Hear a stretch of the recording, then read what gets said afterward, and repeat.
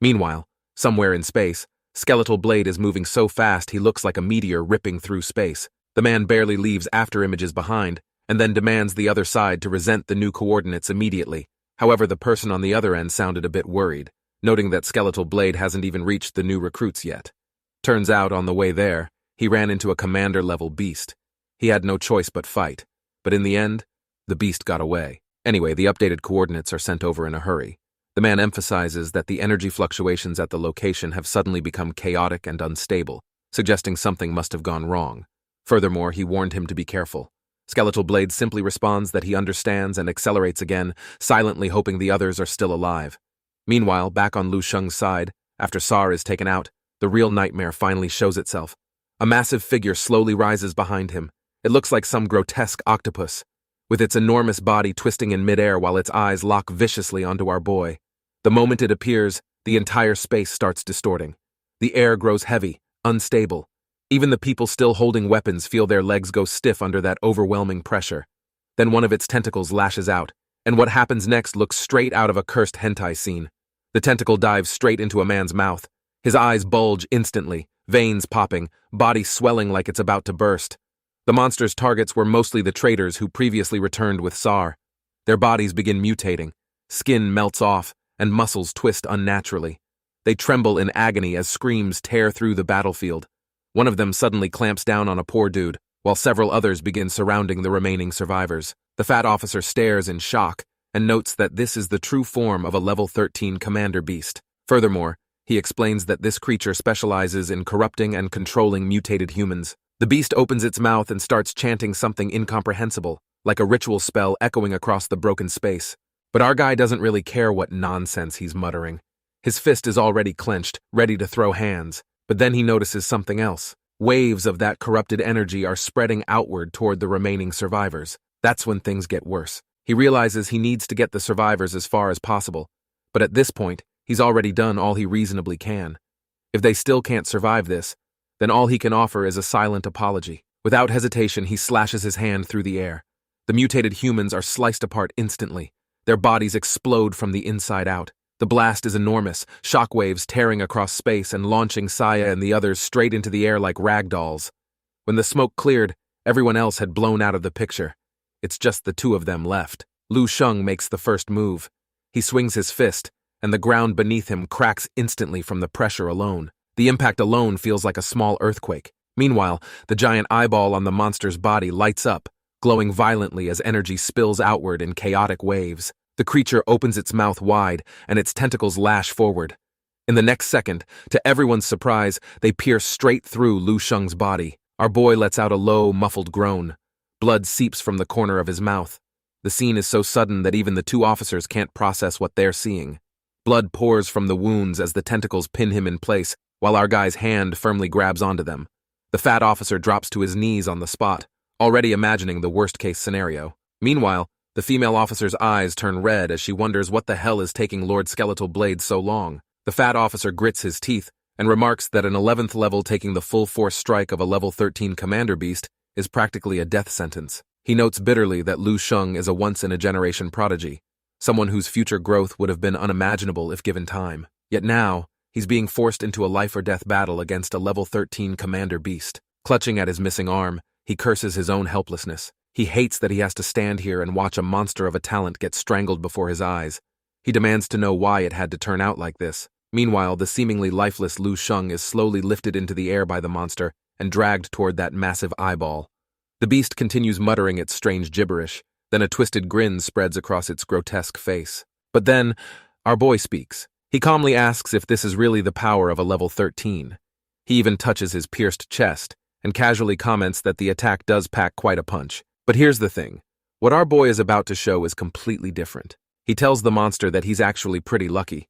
After all, it's the first opponent to ever witness this particular form of his. The moment those words settle, flames begin rising around him. Behind Lu Sheng was his martial avatar. The monster seems to see a pair of eyes opening in the blazing inferno, staring into his soul. For a brief second, the octopus hesitates. Then it panics. Deciding not to take chances, the creature shoves Lu Sheng directly into its mouth, wrapping extra coils of tentacles around him for insurance, then bites down viciously. After that, It mutters more incomprehensible gibberish as if sealing the kill. In the distance, Saya screams Lu Sheng's name. Tungsten clutches his head in disbelief. From their perspective, it looks like it's over. Suddenly, a deep rumbling sound echoes in the distance. The monster's mouth starts vibrating violently. Then something blasts out from inside it, shooting straight into the sky. The light is so bright, and everyone was blinded on the spot. The beast's massive body begins trembling uncontrollably, as if it can't handle whatever just erupted from within. Cracks spread across its surface. Its flesh splits, then lets out a string of distorted gibberish, but judging from the tone, it's definitely not praising anyone. Then a sharp slash cuts across its neck. The head separates cleanly from the body, spinning several times midair before detonating from the inside out. Flames explode outward, and from within the blast, someone walks out, none other than our boy Lu Sheng, now completely engulfed in flames. The monster freezes in shock, staring at him floating above. But it reacts fast, using its tentacles to morph into sharp blades with energy condensing at their tips before blasting forward in a violent surge. Meanwhile, Lu Sheng isn't panicking. He's actually thinking. He reflects that from the moment a star is born, it goes through its protostar phase, then the main sequence stage, and eventually, it reaches its absolute true peak. At that moment, its volume, brightness, and temperature surge up to 10,000 times their normal levels. And right now, that's exactly the state he's entering.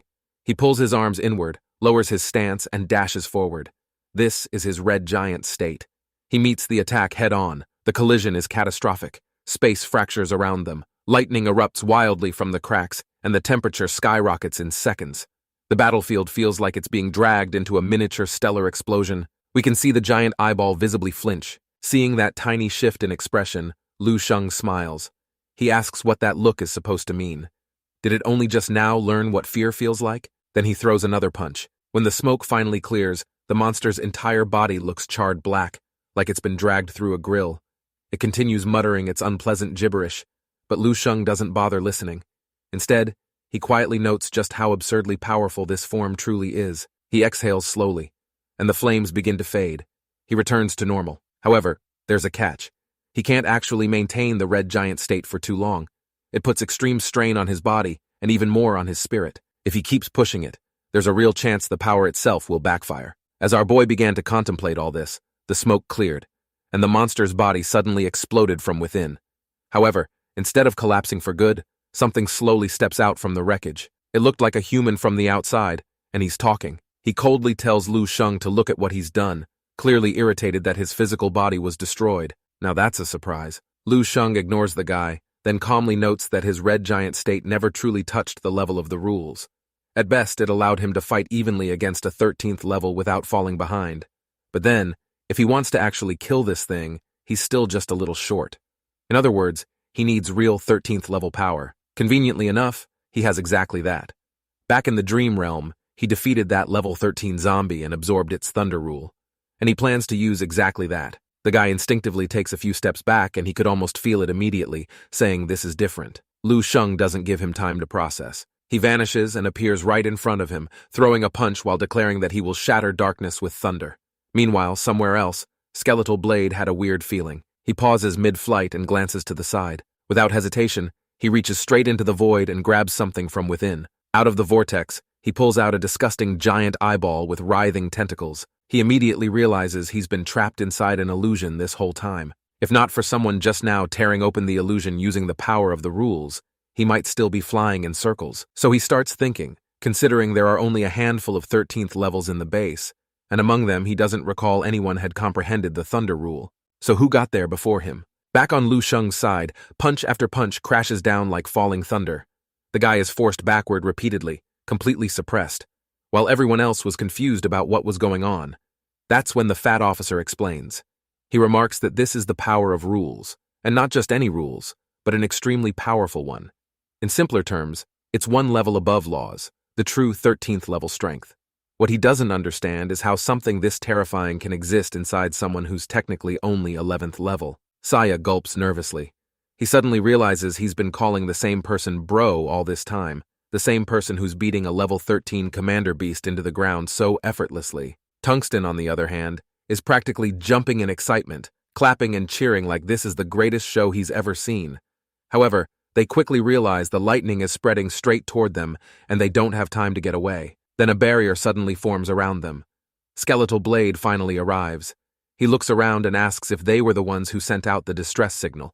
The two officers finally see him and almost collapse from relief. But Skeletal Blade first reassures them briefly before asking the real question, which 13th level is currently fighting that beast? The two officers glance at each other. For a moment, neither knows how to answer. Skeletal Blade assumes it might be someone they don't recognize. A faint worry crosses his mind, thinking what if it's not one of theirs? The fat officer quickly explains it's a human after all. When Skeletal Blade finds out the guy's name is Lu Sheng, also a brand new recruit from their squad, he can hardly believe what he's hearing.